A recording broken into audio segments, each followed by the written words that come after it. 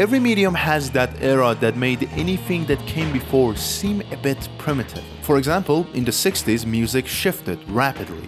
It's argued to be the most important era in modern music history, at least in folk, pop, and rock. Many new artists emerged with fresh new sounds and went down in music history as one of the greatest. The most notable band of this era is the Beatles. They developed an authentic silent sound that went to gather a huge audience. It became very successful and made them very popular. Probably the most popular, which sounds fun, but it wasn't. They had to tour for days and weeks and months. It became gruesome. They were sick of playing exactly the same music for exactly the same audience.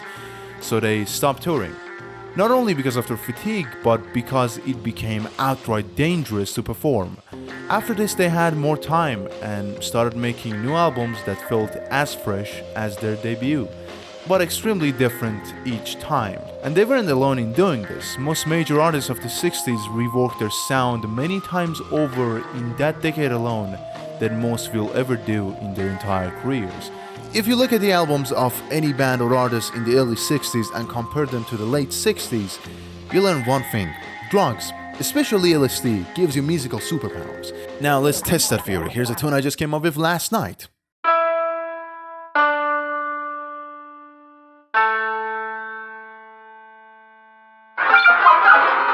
However, video games compared to music as a medium is a tiny little kid. In there, every game should be Lethal Company, cause Lethal Company is cool phase, so we might not have even witnessed that decade of shift and growth yet. But for now, at least in my opinion, it's the 90s. Video games went from plumbers doing stereotypical Italian accents to killing machines doing very stereotypical Chinese accent.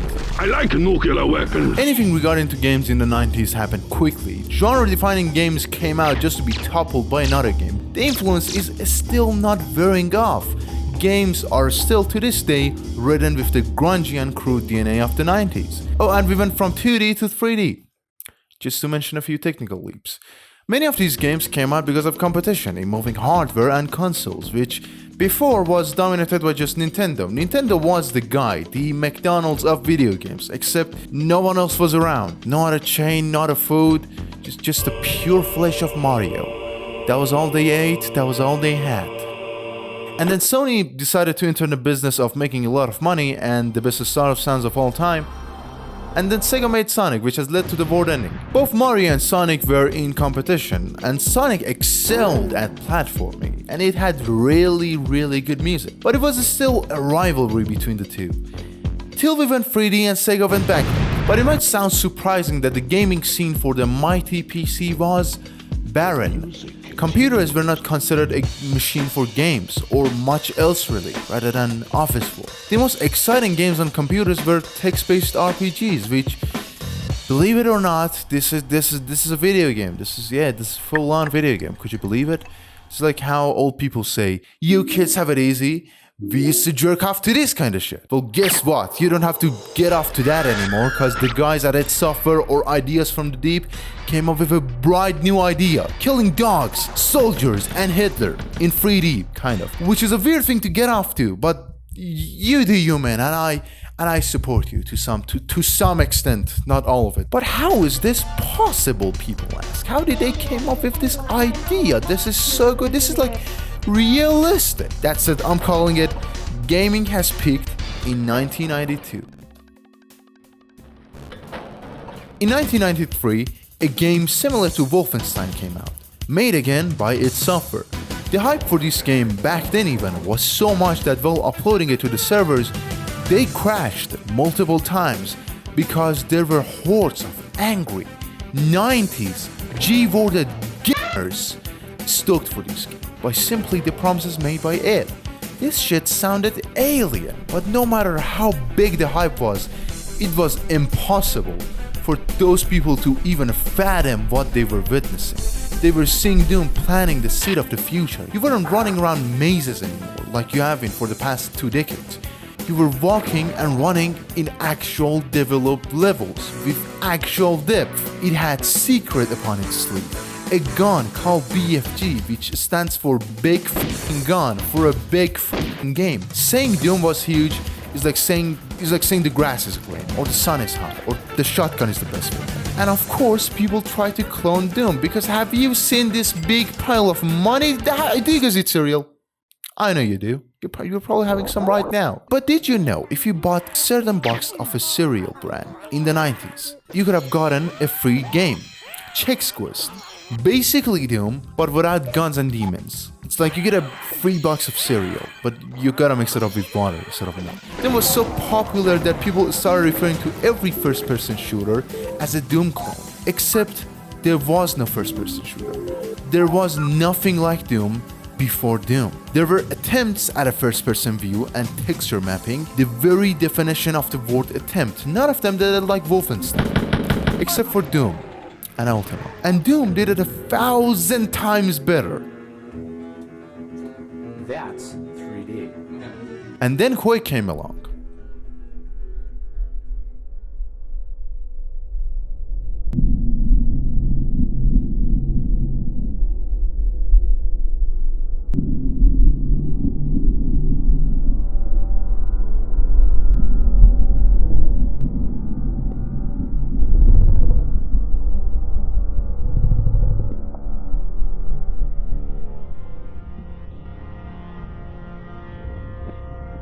Anything that Wolfenstein attempted, Doom popularized, and Quake made it a standard. With this game, it happened. Doom clones finally matured into first-person shooters.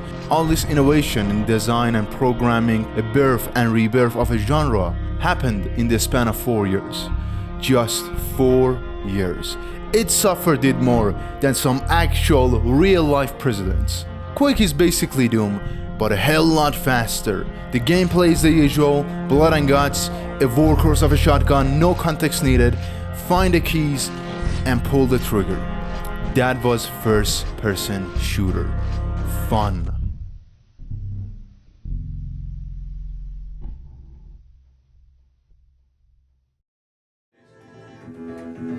Get them fighting each other. Oh, yeah. That is so cool. Yeah, I'll show you that. While developing the game that went to change basically everything, Tom Hall, one of the founders of id, who joined when id was still called Ideas from the Deep, listened to what the team had in mind and went to work on the Doom Bible, a document that provided concepts, fresh ideas, and context for what was happening in the game. However, most of his ideas were rejected by the team, mostly by John Carmack, who had a very different idea for Doom, saying what he was doing is basically worthless. It is not helping the game being built, and he degraded his ideas. He especially disagreed with the game following a narrative. Tom was later forced to leave it for a number of reasons. One of them was his lack of valuable input, at least from Carmack's point of view. If you're familiar with John Carmack, you know that his relationship with games is not because of storytelling. Maybe it's a bit mechanical. The other guys are working on Quake 2, and this is going to get, some of the technologies will be rolled back in along Quake 2 for the graphics technologies advanced in the early days of graphics technology. It's pursuing 2 other different graphics engine technologies. We have people that are working on technology. You know, I'm probably not going to be one of the people at the forefront of that technology. Something closer to light field technology. 3 generations of hardware that could have used this technology, get some value out of the newest generation of graphics technologies as we're doing this newer and newer graphics technology. Technology. So it's a technology, reviled motion interpolation technology, some infinite detail technology. And that's just the reality of the way the technology works that we have to deal with. Carmack is the guy who made all these crazy ideas come to life. He's not only a genius, but a dedicated hard worker. And he was far from being new to the engine game. His engines were ahead of their time. They brought concepts into reality that people thought were simply not possible on the current machines. But he just woke up one morning and did all of those, not only because he cares, but because he was having too much fun. He enjoyed contributing to a space that was still growing. So he went to help other developers by letting them use their engines for a fee. One of the projects that started out by acquiring one of his engines, the Quake engine, was Half-Life. Even the hired level designers were mod creators for Quake and Doom. But ironically enough, Half-Life ended on the exact opposite side of what Carmack stood for in terms of design. Story in a game is like story in a porn movie. It's expected to be there, but not really important. I like my video games like how I like the stuff I jack off to. If a game cannot get me off, why would I even play it? Give me something to jack off to. These string of words have been around, quoted everywhere in every video and post I've seen about Carmack and Doom, and it has aged very badly. But take into account, this sentence was uttered when video games look like this. So no sane human being saw this and thought, oh my god, you guys, I have an idea. We should adapt the Greek tragedy, Oedipus, with this wonderful technology. No, people were busy playing fucking Sonic the Hedgehog, man. That would go on to indirectly cause a Greek tragedy itself. To their surprise, though, video games started speedrunning, literally and metaphorically. They made so much progress in so little time, going from so-called pseudo 3D to full-on rendered 3D games with polygons and more advanced AI. Online play started popping up. The civil games changed, yet this gameplay loop remained the same. It never changed. Kill demons, grab keys, and look for doors. Everything was changing with this mundane formula, but the game itself. But a group of developers decided that there should be more than just graphics. Changes needed to be applied. I do apologize for what must seem to you an arbitrary imposition. I trust it will all make sense to you in the course of... well, I'm really not at liberty to say. Half-Life's story is not on par with Shakespearean plays. In fact, it's a convoluted mess. Concepts that are just cool concepts waiting for the next chapter to tie it all in and give it meaning and give some answers. Where do the Combine come from? Who is the G-Man? Is he God? Is God real? If he is real, why did he allow these atrocities to happen? Did God do this so the Combine could prevent 9/11? There are richer and more layered stories told through video games, but Half-Life has one advantage that makes any seconds of this experience more unique to itself. It isn't embarrassed to be a fucking video game. It embraces it with open arms, uses the uniqueness provided by the medium, explores the possibilities, and tells this mess of a story taped together and makes it cohesive. The decay of this environment, of this world, speaks for itself. There is no need for exposition when it's all happening right in front of your eyes. The levels and the plot are chained together. The story of Half-Life, at least the story told through in games, wouldn't have made a bit of sense if it was anything else but a video game. A guy picks up a crowbar and brings down the military, aliens, stands up against an army of universal threats that the human mind can't even fathom, and starts a revolution in occupied Earth, and doesn't say a single word while doing so. If you pitch this idea to anyone, they would buy you the idea, but never make it. Just to fuck with you, just to make sure that your idea stays sealed and never sees the light of day again. And they will shoot you in the head and throw you in a ditch, so you would never come up with an idea again. Rescued at last! Thank God you're here!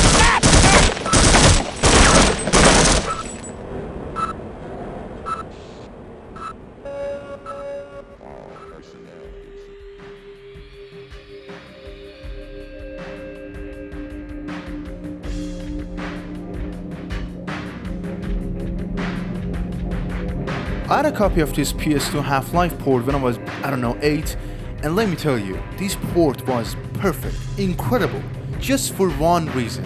It had Half-Life Decay, which was this co-op mode they made exclusively for the PS2, and when something is co-op, it's just automatically more fun. Go look it up, it's a fact. Deep Rock Galactic, a game about mining minerals in the deep dark caves. That just a step away shy from Great Depression, the video game. However, don't forget that this was also a port of the original Half-Life. I remember going into this world just enjoying existing in that science lab and cafeteria, just roaming around, checking out the little details. I found out if I turn the lights off, people actually get annoyed by it, and they react to it, they turn it back on.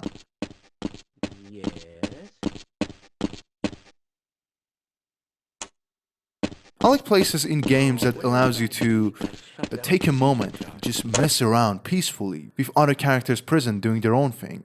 Half-Life had a very lo-fi feeling, if that makes any sense. Yeah, it all ended after like 5 minutes. This relaxing, safe working environment went to shit. Your friends, co-workers, they all died within seconds. Everything is tearing apart. Everybody is dying. It did not make me feel very happy. I was very scared. See, Half-Life is considered a horror game. I don't want to talk shit about my 8-year-old self, but let me tell you, when it came to horror games or anything horror related, he was a major pussy. But I manned up for this one. I said, I'm gonna do this. I'm gonna finish this game. I'm gonna hold on to this. And I found out one of the Barneys and accidentally killed him. Just out of curiosity. Just wanted to see if I could do that. Made me feel very guilty and lonely. But I still held on.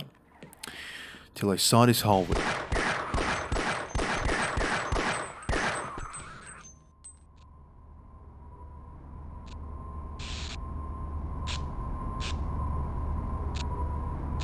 I heard the echoes behind these walls, the ominous noises far above, that promised even worse. I felt if I took another step from here, nothing good will come of it. I never played the game again for another 10 years. But I was right. 8-year-old me, despite being a major he was right. He predicted everything. He was right about everything. Any other step, the world would have gone to shit. It would have led to me to discover the downfall of every corner of humanity.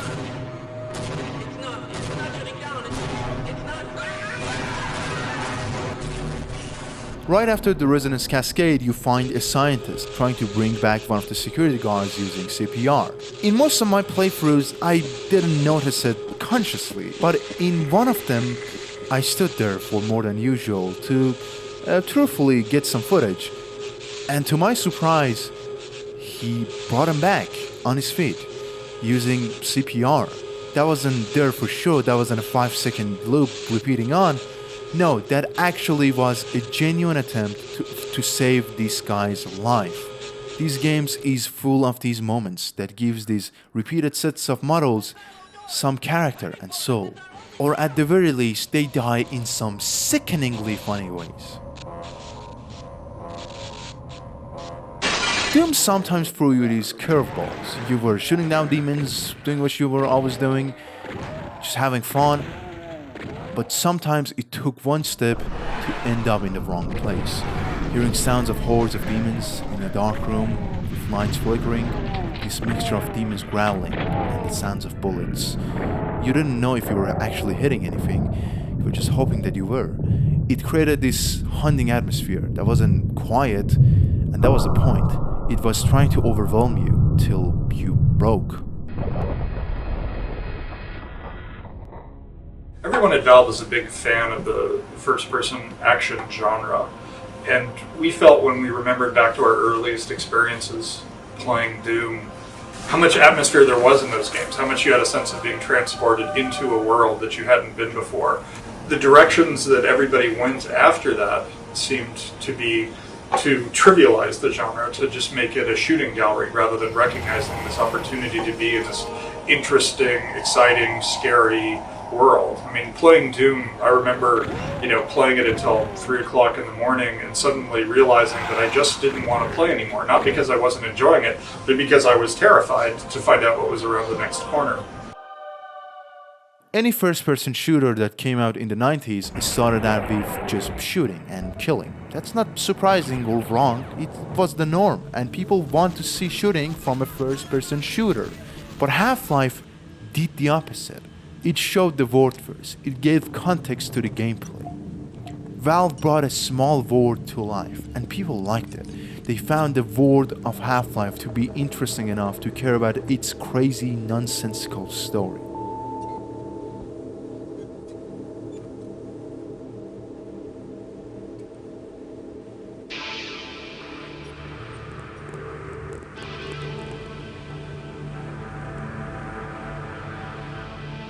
Quake won't be a game, it will be a movement. With Doom and Doom 2, id Software had done it. They defined what it meant to create a game that was technically impressive, but just simply fun. Now it's time to move on, John Romero thought. He wanted to break out of the 3D action game with something else, anything really. An RPG, a fighting game, a medieval game, something that was not Doom, but technically better. But aside from his crazy ideas and ramblings, there was not much more to latch onto. However, people at id spent months creating concepts and assets for this game that has not come together yet. And more bad news, there is no engine to feed the pieces in. Carmack and the newly hired coding veteran Michael Ebrash were working on it night and day, and it still needed more of their time.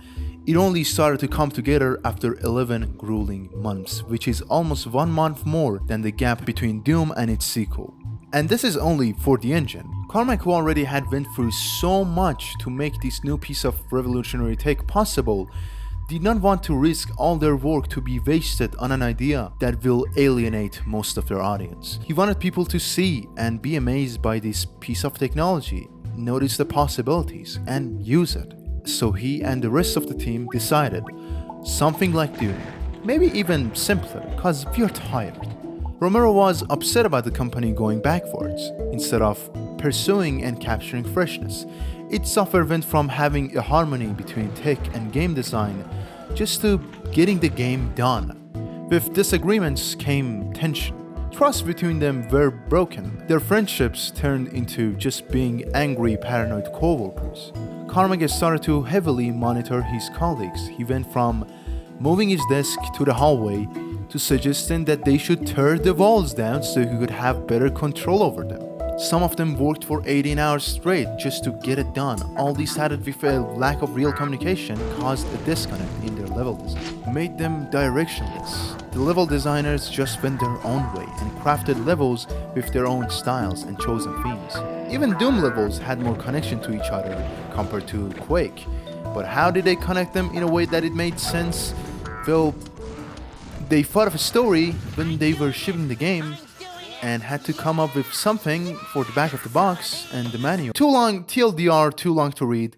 They didn't and could not care less. Carmack believed that it didn't matter if the game was again Doom. It was the technology that people were sought after. And was he wrong in this case? Quake popularized and influenced so much, it would be easier to name the games that it didn't influence. It was like Doom to Wolfenstein, but to Doom itself. Let's list a few things that Quake really helped to put on the map or heavily impacted. Online multiplayer, esports, modding, 3D graphics, games that you can use rockets for movement, first-person shooters, arena shooters, movement-based shooters, any video game that you can shoot a gun with. You name it, these all owe a huge thanks to Quake. So, was Carmack's tech over game design mindset wrong?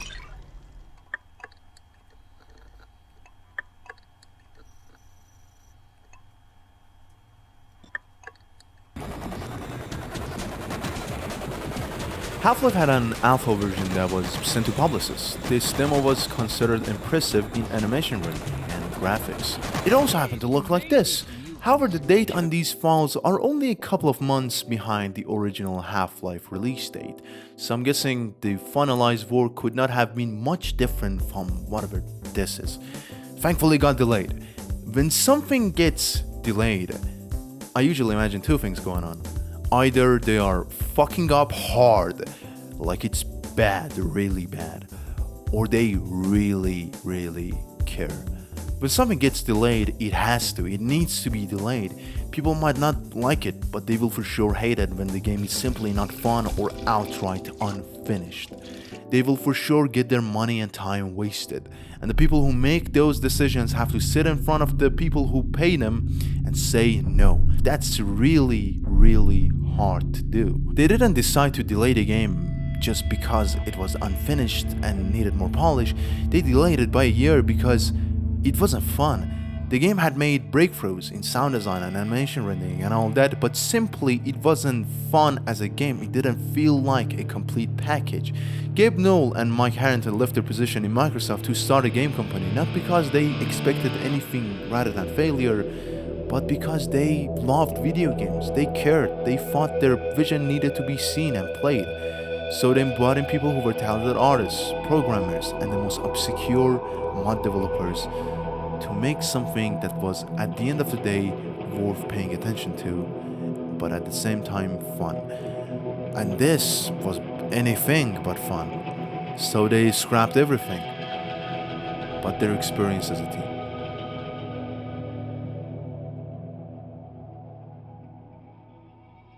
I sometimes dream of my own home, same one that I live in almost every day of my life. These dreams feel normal when they're happening. The illusion is convincing enough to fool me that I'm living another day.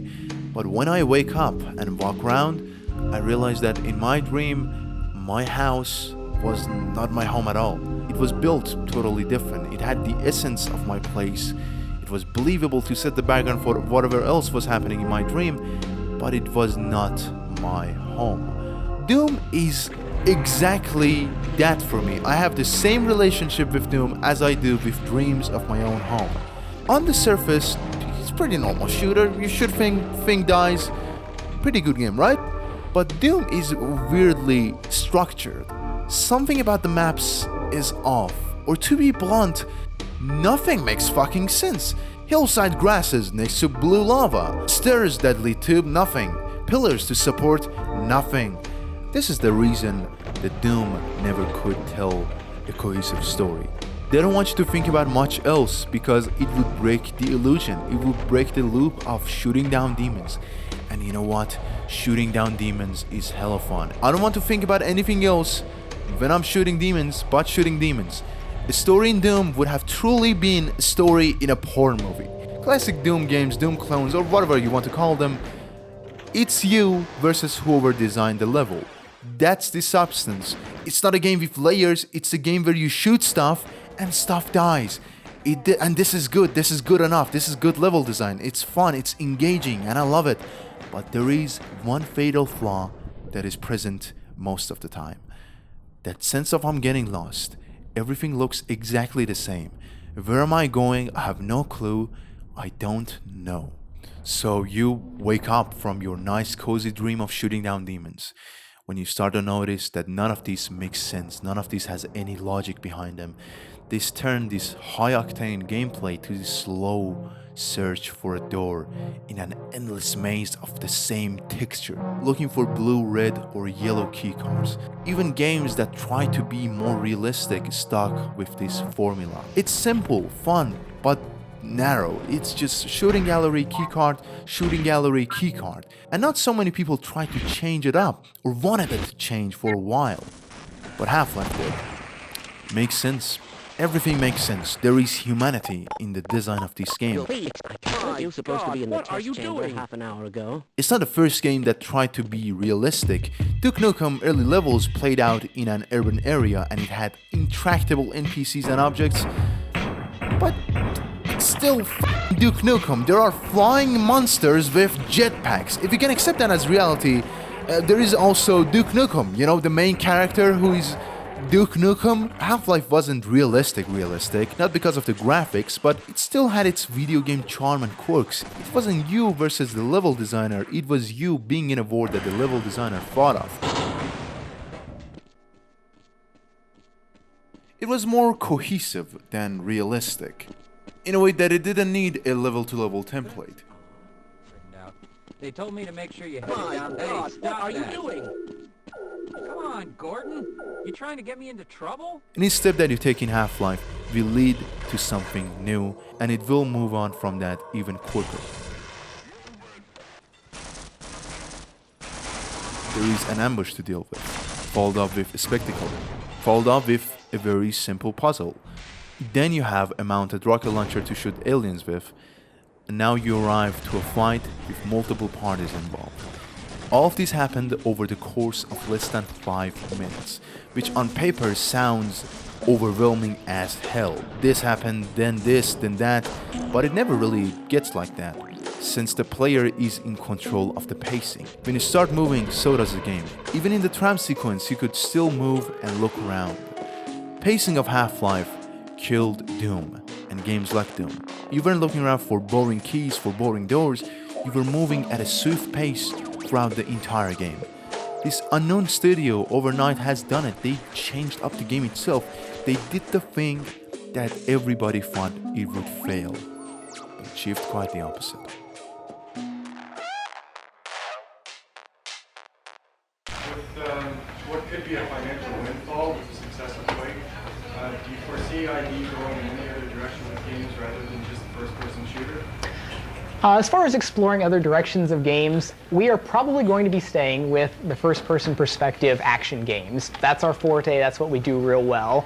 And if anything, we're probably going to move a little bit back towards some things that we've done before with the higher tech, staying in the dirty, dingy future. It's something that all of us like, we enjoy the style, and it's obvious that lots of other people enjoy our impressions of that. So no, I don't think you'll see us branch off into RPGs or anything else anytime soon.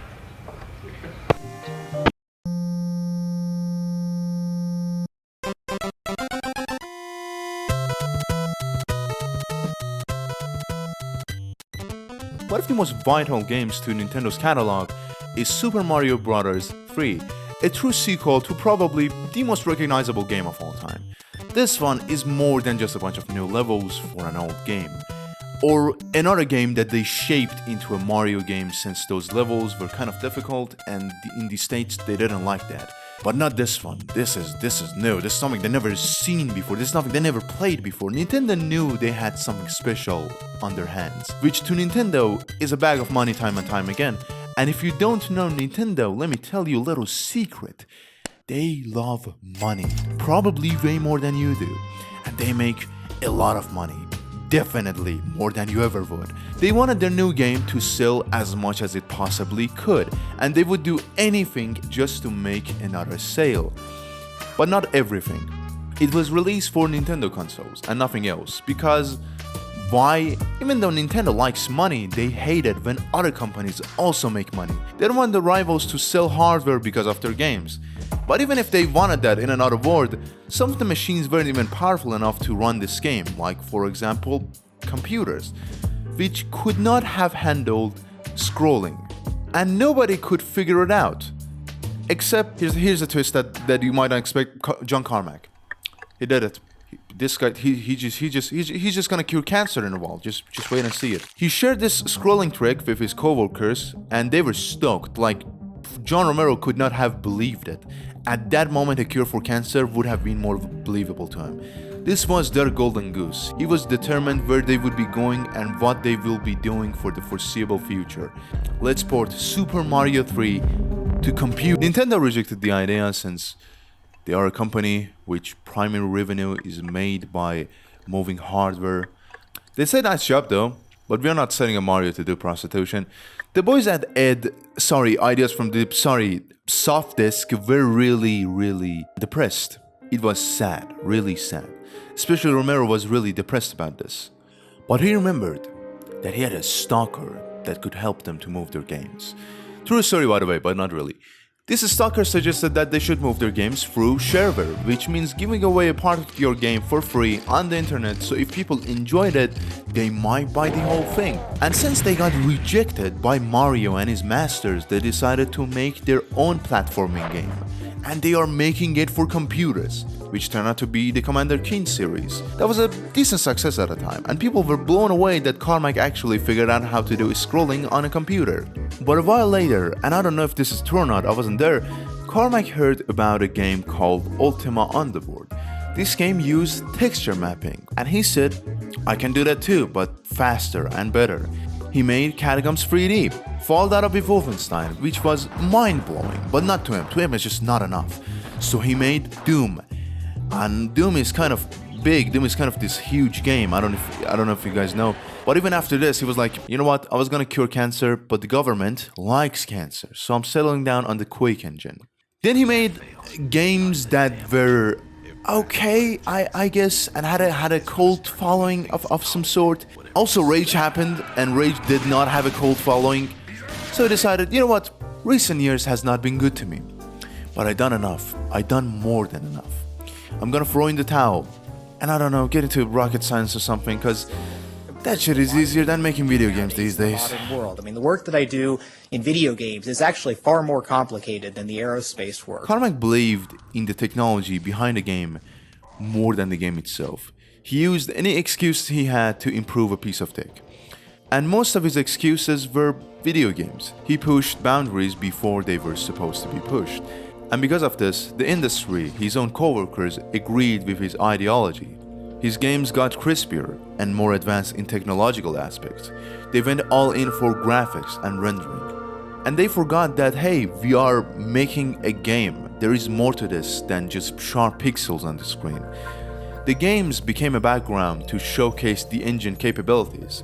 That was what Half-Life almost became. Before Half-Life itself killed this kind of game or approach to making a game. And this doesn't mean that these games were bad. They were in fact great. If they weren't, they wouldn't have made a comeback. But video games are more than smoke and mirrors on screen. Valve proved that. They escaped the maze and found a sense of purpose. And I think that's inspiring, to say the least.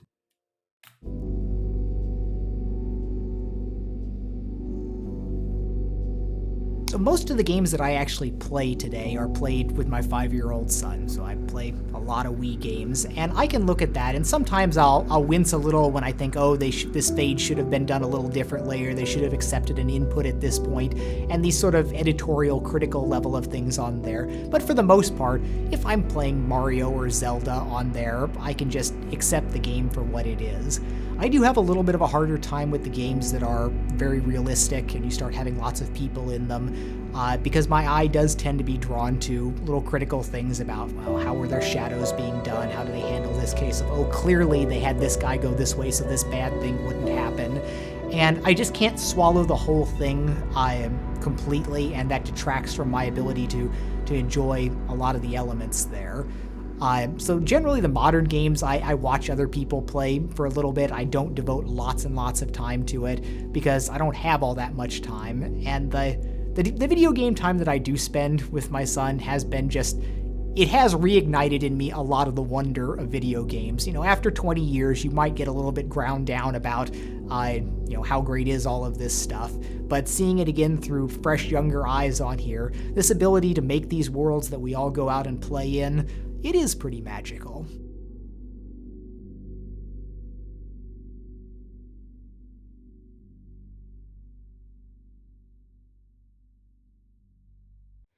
In the meantime, this is where I get off.